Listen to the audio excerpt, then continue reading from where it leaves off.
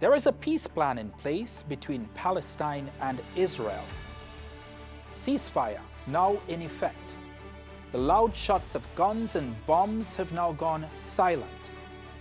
This is a new day in the Middle East that is translating across the world. Will Trinidad and Tobago's relationship with Israel now be able to get back on track post the October 7th war against Hamas? But more than that, tonight we have the opportunity to talk with Israel's Deputy Chief of Mission, Anya Yonatan Leus. And in that interview, we ask her the rubble that now stands in Gaza, if Israel is willing to help rebuild the country it destroyed.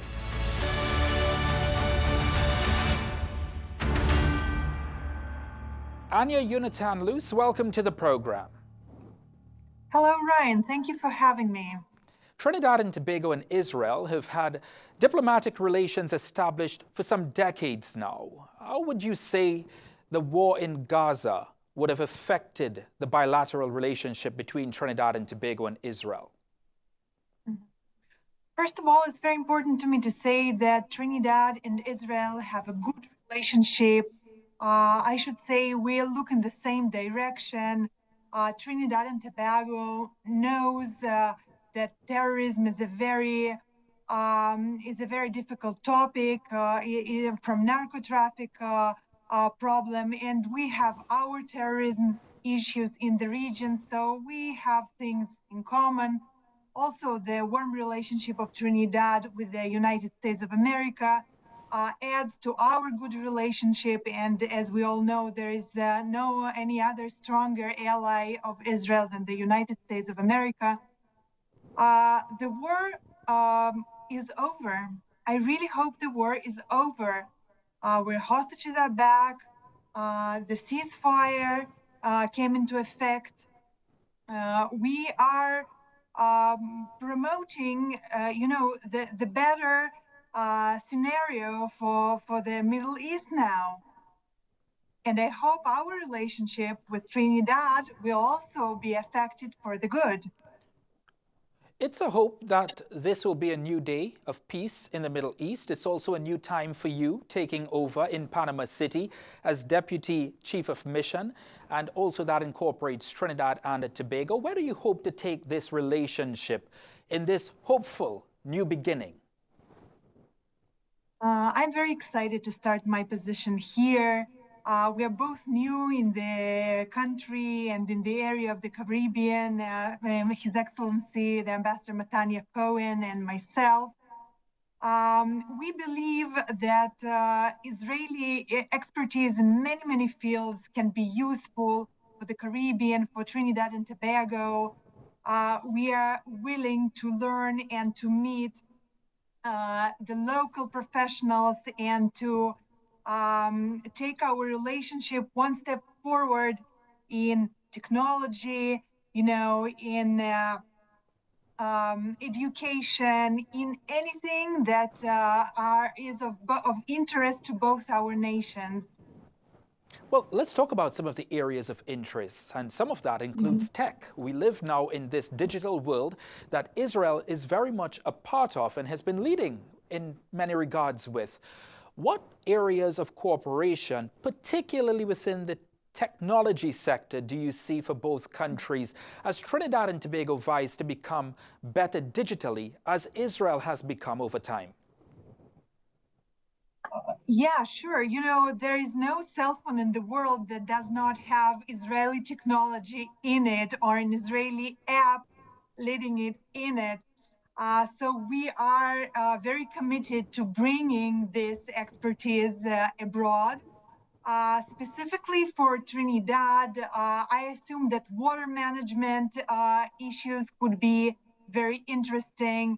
Also agricultural, improving the production of agriculture with hydroponics. And in Israel, it's really a leading country in this field. Also excellency. Israel is a leader in excellency programs for youth and young kids. So I'm sure this would be of interest for Trinidad and for its great minds. Any cooperation between Israel and not just Trinidad and Tobago, Anya, as you know, but any other nation on the planet at the moment is scrutinized given the unfolding events since October 7th. Have you seen any evidence that there has been any difference in the relationship between both countries? Israel has undergone very difficult times. We were attacked 2 years ago on October 7th, and by the way, today we mark exactly 2 years according to the Jewish date of the massacre of 1,200 Israeli citizens by Hamas terror organization. Since then, a lot happened. Our hostages, 250 Israeli citizens were taken hostage. Most of them came back in different conditions, some of them in horrible condition, but all of the alive hostages came back, and we're awaiting for the other hostages. Of course, the Palestinians suffered a lot because of the war Hamas brought upon them. Israel didn't choose this war. On October 7th, we were in our pajamas preparing for the festive Jewish holiday of Sukkot, of Simchat Torah, finishing Sukkot and starting Simchat Torah. What we received was a bloody massacre. Critics Israel had to protect. Critics argue that the war in Gaza aimed at Hamas went beyond self-defense of October 7th into what I'd call collective punishment of the Palestinian people. How would you respond to that? I can say that Israel fought according to international law, and Hamas hid above the backs of its own civilians, building terror tunnels and sending rockets from the civilian areas, booby-trapping the whole cities of Gaza, towns and cities of Gaza. These crimes against humanity, against Israeli population and against its own population, I assume that will be investigated, and those responsible for it will stand up court.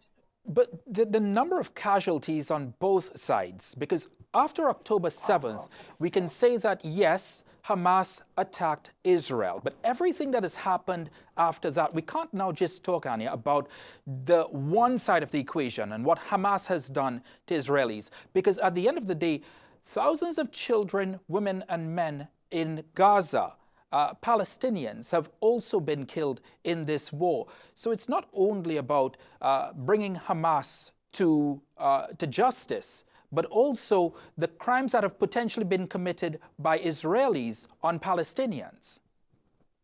Well, Israel investigates its own army and it has a strong legal system, while Hamas has an autocratic power and does know its internal investigation, and is not even afraid to say that it's trying to exterminate and to kill civilians. Ryan, I can tell you, I'm a mother of 3 daughters. When I see what has happened in Gaza, my heart is full of sorrow. It is awful what the Palestinians had to overcome because of Hamas. And in my opinion, Palestinians have to be free of Hamas. There have not been any elections in Gaza. I don't believe that normal people, civilians, would choose this terror organization today as a ruling power. And the whole international community is obliged to help the Palestinians build a healthy system which can represent their own people and build a better future for them. Is a very painful reminder that Hamas is just inhuman. It kills its own people. It doesn't seek peace. It seeks death and destruction and power. And And are you saying there will be no two-state solution, Israel and Palestine living side by side with Hamas in power in Palestine? Ryan, the thing is that first of all, we need the other side to recognize our right to exist. You know, the jihadist idea to erase Israel from the map has not disappeared. By the way, the riots in Europe, screaming from the river to the sea, you know, let's for a second just think about it. Which river, what sea, and what does it mean? Yeah, Jordan River, the Mediterranean Sea, and free of Jews, free of Israelis. Yeah, so it's too early to speak about two states because a state is a normative structure with a political system, with a justice system that lives peacefully with its neighbors. And what we have now in Gaza is not a state. I understand what you're saying, but I disagree that it's too early to talk about a two-state solution. I think, in fact, it's the perfect time to talk about a two-state solution because out of this war over the last 2 years and everything that has happened in the decades before between Israel and Hamas, in order to ensure that such a war never happens again and both sides can live peaceably side by side with each other, out of this war, I think some solution, whether it's two-state or other, have to actually come out of it. So I actually think it's a very good time to talk about the two-state solution. I just want to say that, in my opinion, giving Palestinians and Hamas a state now is giving them a present for murdering, massacring, raping, violating civilian population of their neighbors. And I think it is unacceptable at this stage. Unacceptable as well would have been the collateral damage of the women and the children and the innocent men who would have died in this war. That was also unacceptable in trying to eliminate the terrorist organization that is Hamas. Where do you see this? Right, but let me ask you, what were we supposed to do? If the rockets were fired out of schools and hospitals, what were we supposed to do? To let our people die of rockets? No, hang on. So it cannot be acceptable on any level for innocent women, children, and men to die in any war. And there is this very important point that Israelis were the subject of violence as well.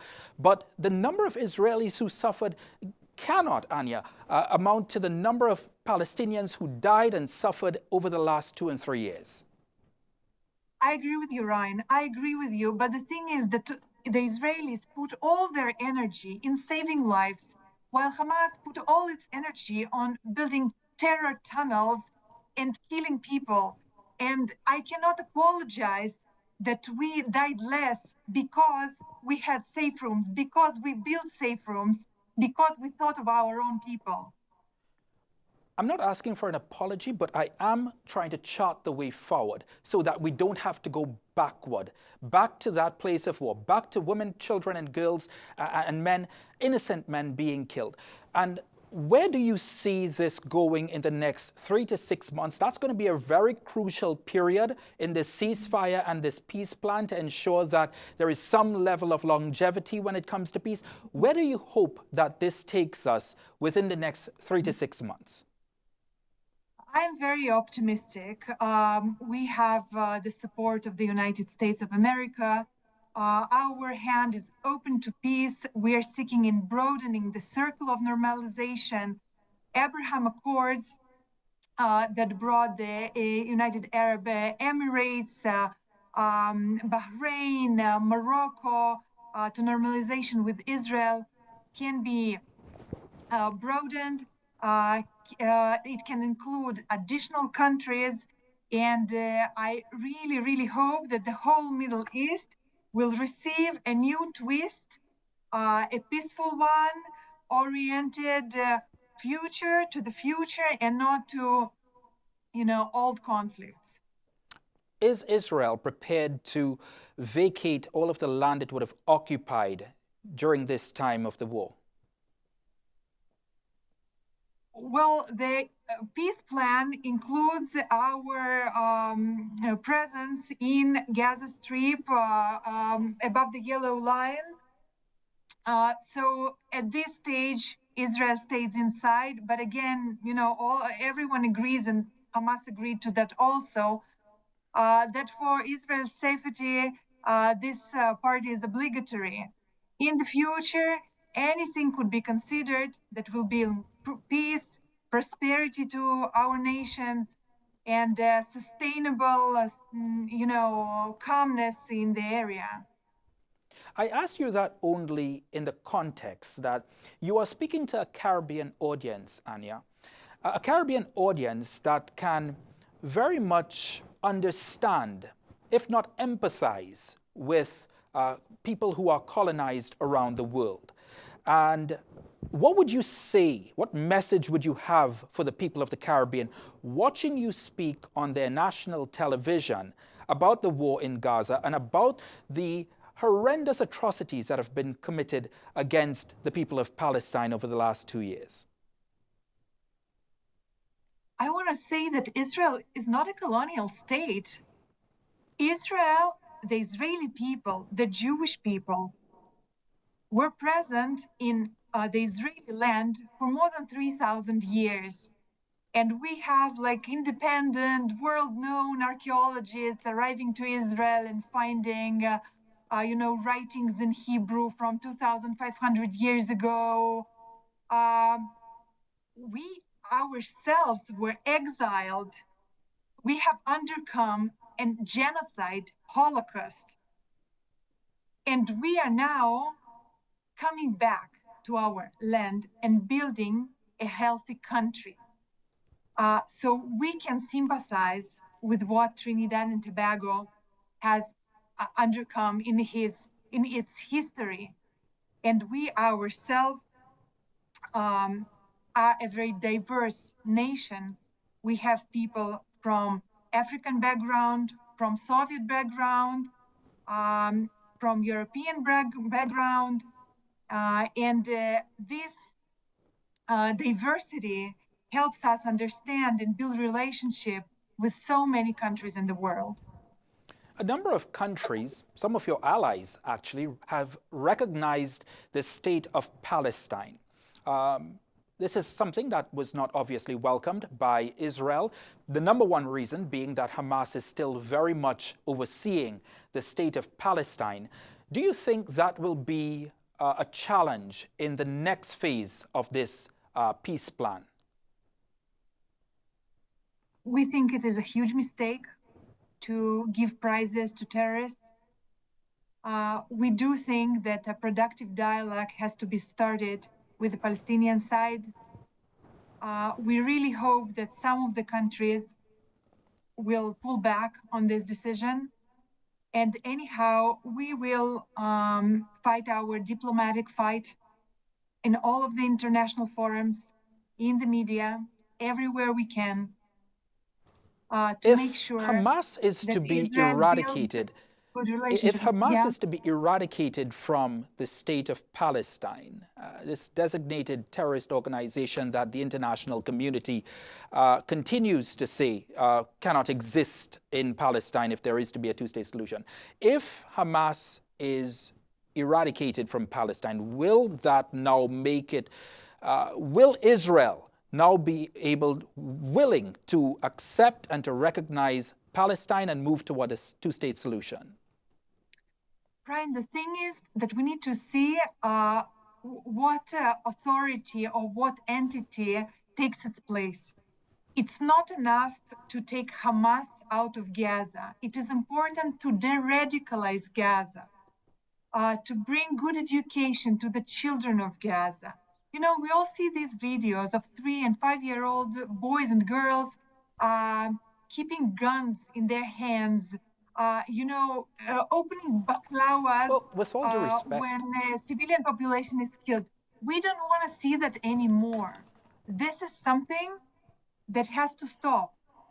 With all due respect, Anya, de-radicalization is an ongoing challenge in the Middle East. this isn't just over the last decade. This isn't just over the last 2 decades. De-radicalization existed even before you were born in Israel. So that is a constant challenge that was there before and will exist even during this peace plan and even after. So I guess I'm asking you, how do we work around that? And yes, it is very important. De-radicalization is very important to ensure lasting peace, or so some semblance of lasting peace. But my point is that de-radicalization, if we wait on de-radicalization, then a lasting peace plan between Israel and Palestine may never actually happen. What we need is leadership. You know, we have our neighbor countries, our neighbor Arab countries that live in full peace with us. We have peace with Jordan. We share the water resources with them. We have peace with Egypt. Countries can choose differently. People and nation can choose differently. They can choose peace as their goal. And I actually believe that the Palestinian people now understand that violence is not the way. I assume and I really hope that they regret what happened on October 7th. And they are also looking for a peaceful future. Trinidad and Tobago has remained neutral in this. Trinidad and Tobago has recognized the state of Palestine as well. Where do you see relations going post this war between Trinidad and Tobago? And do you see it, surely you must see it as an opportunity now to accelerate the diplomatic relations between both countries now that the war is over? Ryan, absolutely. We are looking forward to arriving to Trinidad and Tobago for our ambassador to pass the credential to the Prime Minister. We are willing to create working groups in the specific topics of interest, especially in technology and nature resources management. We're full of hope that now we are starting a new chapter, both with Trinidad and Tobago and in so many other countries. Do you feel that that the memory of the last 2 years will fade as quickly as you hope it fades? Because a lot of the international community still looks at Israel very skeptically.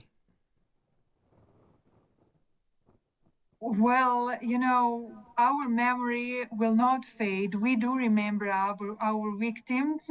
And I think the whole world understood and remembers how many other victims this massacre brought.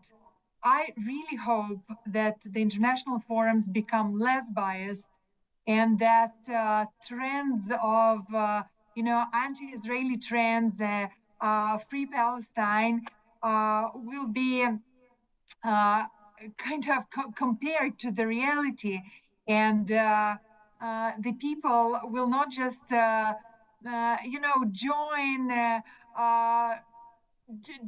this.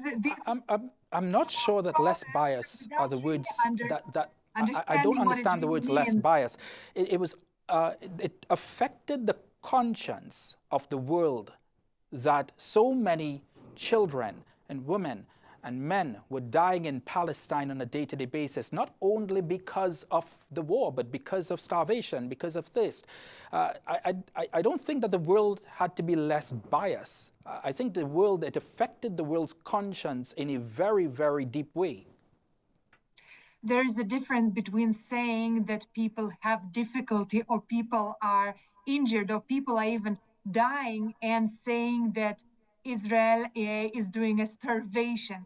Starvation never happened in Gaza. Humanitarian aid entered Gaza and Israel cooperated with that.